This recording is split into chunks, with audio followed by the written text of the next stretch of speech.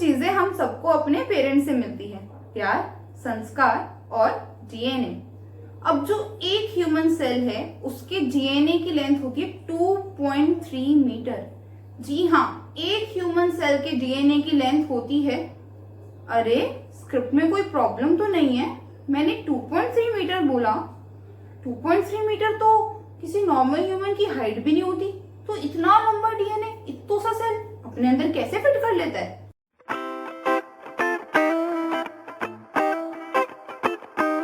Hello everyone, welcome to my channel bio world BG, जहां हम बात करते हैं अपने अमेजिंग लिविंग वर्ल्ड के बारे में। आज की हमारी वीडियो लेक्चर का टॉपिक है डीएनए पैकेजिंग इन यूकैरियोट्स। पर ये यूकैरियोट्स क्या होते हैं? तो यूकैरियोट्स ऐसे ऑर्गेनिजम्स होते हैं जिनका डीएनए प्रेजेंट होता है एक मेम्ब्रेन बाउंड स्ट्रक्चर के अंदर, जिसे हम बोलते हैं न्यूक्लियस। तो यानी कि इनमें देखो एक ट्रू न्यूक्लियस प्रेजेंट होता है। पर इसी तरह दूसरे ऑर्गेनिजम्स होते हैं जिन्हें हम बोल रहे हैं प्रोकैरियोट्स। अब इसमें देखो डीएनए तो प्रेजेंट है पर उसके सराउंडिंग में कोई न्यूक्लियर मेम्ब्रेन नहीं है, तो इन्हें हम प्रोकैरियोट्स बोल देते हैं। हम ह्यूमंस यूकैरियोट्स होते हैं, तो यानी हमारे डीएनए को फिट होना है सेल के न्यूक्लियस के अंदर।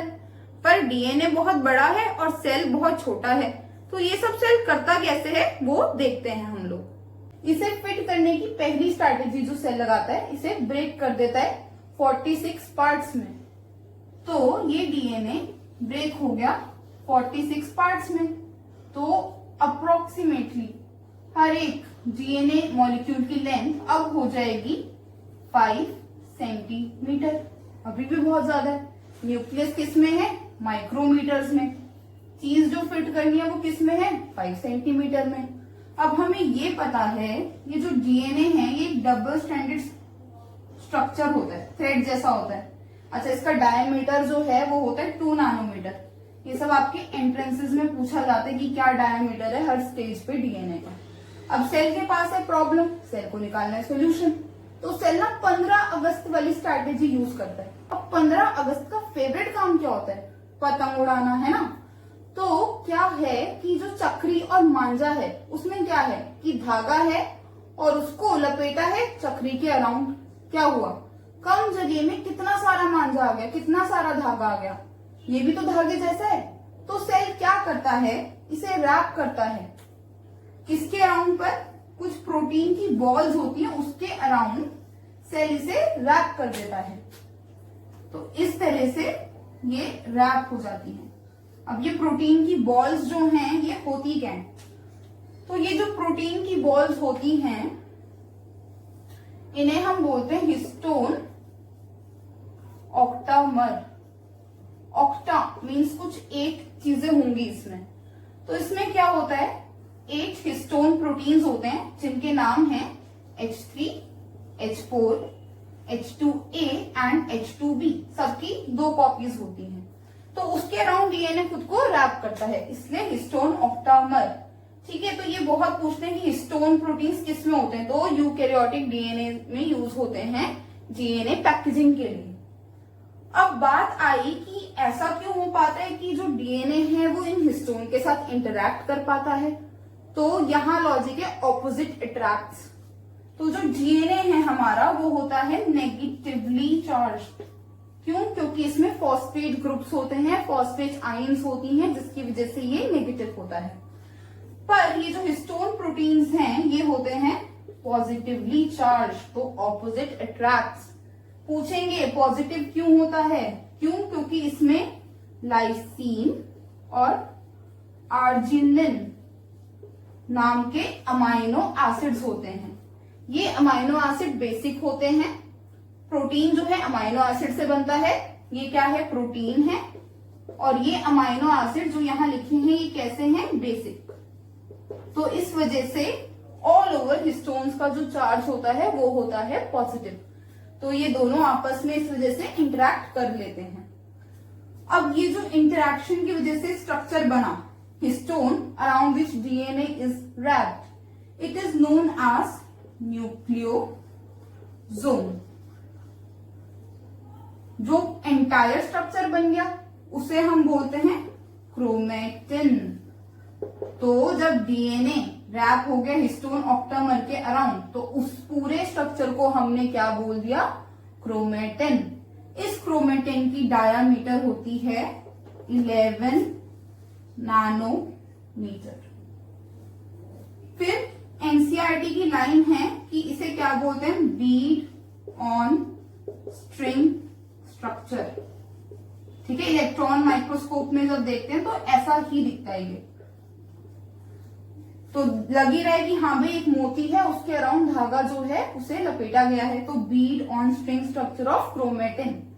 अब एंट्रेंस पॉइंट से एक बात कर लेते हैं, वो ये पूछेंगे ये जो न्यूक्लियोसोम बन गया इसके अराउंड जो डीएनए रैप्ड है उसकी लेंथ कितनी है।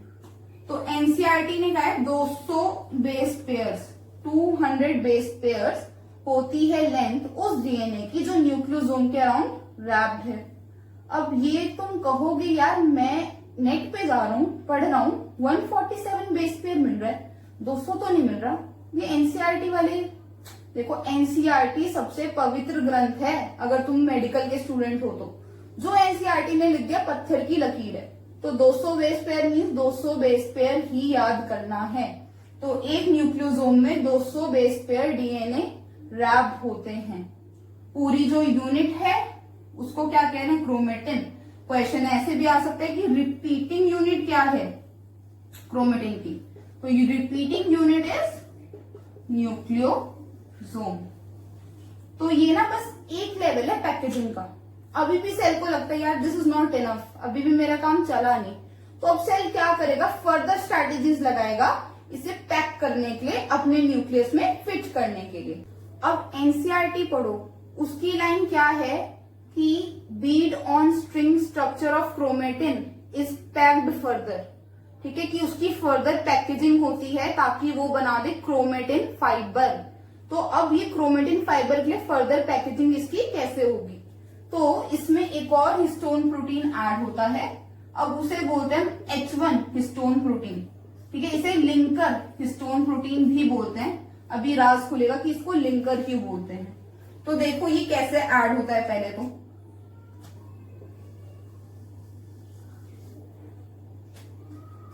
ठीक है, तो ये तो अभी मैंने पहले वाली स्ट्रक्चर लिख दिया है। अब इसमें क्या होता है, यहां पे साथ साथ ऐसे ये लिंकर प्रोटीन H1 जो है वो एसोसिएट हो जाएगा इस तरह से। अब एसोसिएशन के बाद जो स्ट्रक्चर बन गया इसे बोलते हैं हम क्रोमैटोजोम। ऊपर वाले को क्या बोल रहे थे, सिर्फ इतने को न्यूक्लियोसोम। न्यूक्लियोसोम में जब H1 बन गया उसको क्या बोल दिया, क्रोमैटोजोम। अब क्रोमैटोजोम बनने की वजह से ये क्या लिंकिंग में हेल्प करता है वो देखो। क्या होता है, ये आते हैं, इसको घुमाते हैं और ऐसे आपस में पहले ये लिंकर्स जुड़ जाएंगे। ठीक है, 6 लिंकर्स आपस में इस तरह से जुड़ जाएंगे और इसी के अराउंड ये है स्ट्रक्चर इस तरह से।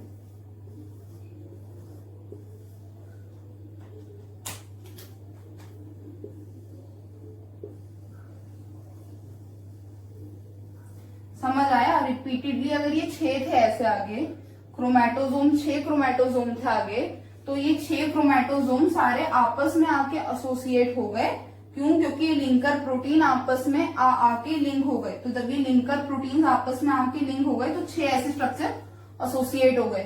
तो इससे क्या होगा, इससे ये होगा, ये पूरा आ जाएगा स्प्रिंग की फॉर्म में। सीधी सी बात है, एक स्प्रिंग है उसको खोल के देखो कितना लंबा होता है। स्प्रिंग स्ट्रैटेजी क्या है, कम जगह में ज्यादा चीज फिट करना। डीएनए पैकेजिंग भी वही है कि कम जगह है और ज्यादा चीज सेल को फिट करनी है।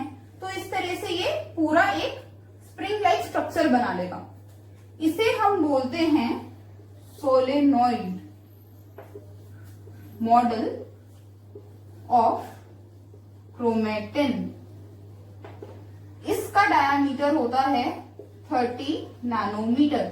11 नैनोमीटर से 30 नैनोमीटर हो गया डायामीटर। तो इसे क्या बोलेंगे all over, 30 nanometre chromatin fibre.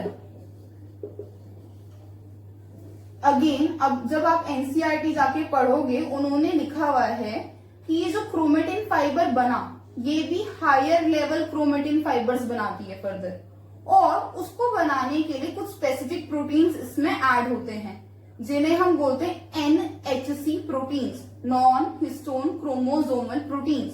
तो अब वो देखते हैं कि वो कैसे ऐड होते हैं या वो क्या करते हैं एडिशन के बाद। तो इसमें ऐड होंगे नॉन हिस्टोन क्रोमोसोमल प्रोटीन्स। उसकी वजह से क्या होगा, ये जो स्प्रिंग है ये आ जाएगा लूप्स में। तो ये स्प्रिंग है और इसका भी सिस्टम ने ऐसे लूप बना दिया, देख रहे हो। बहुत बढ़िया स्ट्रैटेजी है यार। स्प्रिंग है और फिर और कम जगह में उसको सेल ने समेट लिया।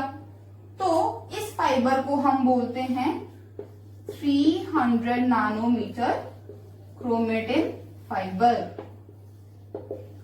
तो ये कॉम्पैक्शन देता है सेल। अब लूप बनाने के लिए क्या होता है कि बहुत सारे प्रोटीन्स इनके बीच में इस तरह से ऐड होते हैं जो इन्हें लूप्स को साथ में होल्ड करके रखते हैं, जिन्हें हम क्या बोल रहे हैं, NHC प्रोटीन्स। अब सेल कहता है चलो ठीक है, क्रोमेटिन कंडेंसेशन तो हो गई, दिस इज क्रोमेटिन कंडेंसेशन, ठीक है, कि उसको कॉम्पैक्ट कर लिया। अब सेल को लगता है मुझे डिवाइड होना है।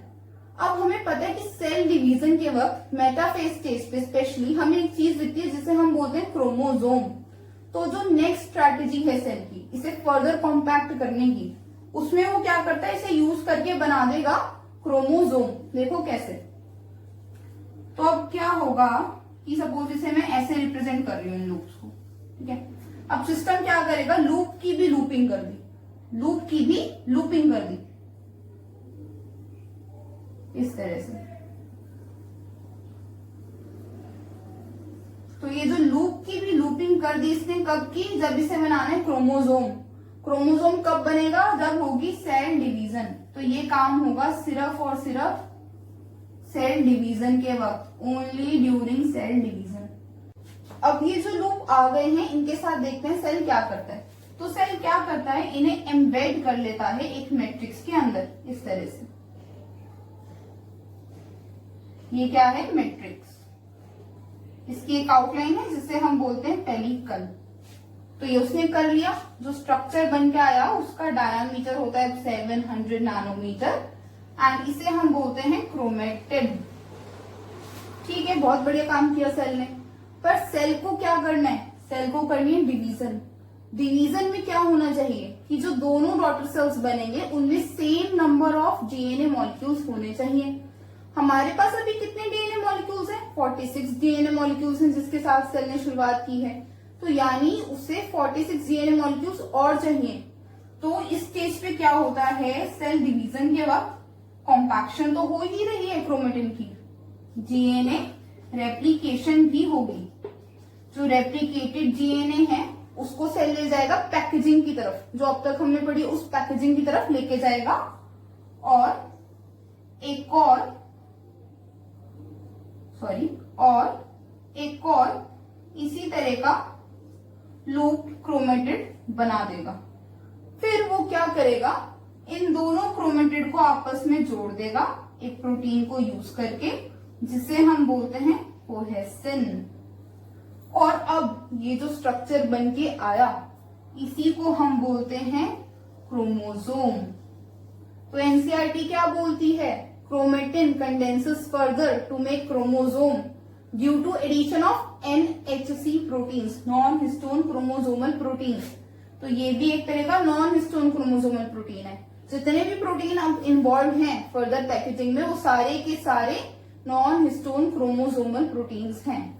ये जो क्रोमोसोम बना तो इसकी कितनी होगी डायमीटर, 700 आधे की है तो पूरे की हो जाएगी 1400 नैनोमीटर। तो यही थी आज की कहानी, डीएनए पैकेजिंग इन यूकेरियोट्स, ह्यूमन सेल के एग्जांपल से जो कि हमने पढ़ी है आज। अभी भी अगर किसी को कोई डाउट हो इसमें तो मुझे कमेंट बॉक्स में बता दो और उस डाउट को मैं क्लियर करूंगी। अगर डाउट इस टाइप का है कि एक वीडियो बनानी पड़े तो मैं उसके लिए एक स्पेसिफिक वीडियो भी बनाऊंगी। एंड जो मेरा नेक्स्ट लेक्चर यहाँ अपलोड होगा वो होगा नीट के ऊपर। तो नीट में भी क्या कि नीट के लिए जो टिप्स एंड ट्रिक्स नेसेसरी है वो बताऊंगी मैं उस लेक्चर में। तो आप इसलिए इसे सब्सक्राइब कर लो चैनल को, सो दैट जब भी वो वीडियो अपलोड हो आपको नोटिफाई हो और आप उस वीडियो को चेकआउट करो, क्योंकि नीट ही होना है अब तो जुलाई में जाके। तो that video is very important for you all. So please subscribe the channel so that you will get notification. Also like and share this video अगर आपको अच्छी लगी हो तो, and comment if you have a doubt. So we will meet in the next lecture. Bye bye.